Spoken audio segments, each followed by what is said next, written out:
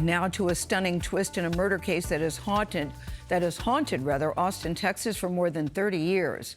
Happened back in 1991. 4 teenage girls were found shot and killed in a yogurt shop. For years, the question swirled about who was responsible for this horrible crime until now. 48 Hours correspondent Erin Moriarty has covered this story for decades, and she was first to report that police have now identified a suspect through DNA, and he is a serial killer.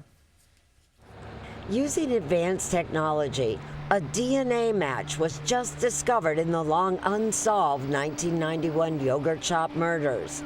Many, including the retired original investigator John Jones, wondered if the killings of the 4 teenage girls would ever be solved. And then Jones received a call from a current detective. It was kind of one surprise after another, but it all made sense. And when he got to the part about the DNA, I didn't quite know what to say. Jones told us that DNA found on one of the teenagers' bodies, including under her fingernails, matched that of the deceased serial killer Robert Eugene Brashears. Brashears had been connected to 3 other murders in South Carolina and Missouri. In 1999, after a standoff with police, Brashears shot and killed himself. The case may now be solved, but the images of December 6, 1991 will always remain with Jones. I can definitely still see it. Eliza Thomas, Jennifer and Sarah Harbison, and Amy Ayers have been tied up and shot in the head. And then the yogurt shop was set on fire. A task force worked for years to find the killers. Billboards asked for help as the victims' families and the city of Austin grieved. I remember the shock. Sonora Thomas was 13 years old when her only sibling, Eliza, was murdered.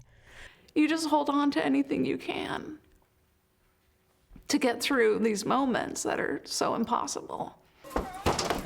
Police! Over the decades, there were arrests, even convictions, but those convictions were overturned. It left Jones and the families in emotional turmoil. Jones long ago made a pledge to the families involving the shirt he wore on the night of the murders. The next time they saw me with that green and white shirt on, that was a signal to them that, we knew who did it. And now, 33 years later, that shirt he saved all those years can finally be worn.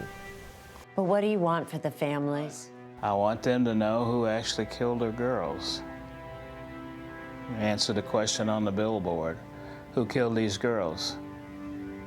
He did. Boy, he did. Erin Moriarty joins us now from Austin, where there will be a news conference later this morning to give us the rest of the details. But Erin, I've been watching this series on the HBO,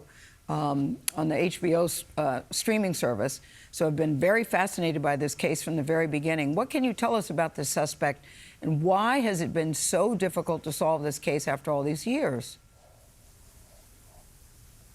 You know, Gayle, I hope they really have it. This guy is a bad guy. Brashears is a serial killer, rapist, and a pedophile. But most of his crimes happened after the yogurt shop. It wasn't until after he shot himself that he was connected to the other murders. And then add to that that there was whoever did kill these girls set the yogurt shop on fire. That destroyed so much of the evidence. Luckily, the initial detectives hung on to some forensic evidence and preserved it, but then it was only just a semi-profile. So those are some of the problems they've had in this case. All right, Erin, thank you very much.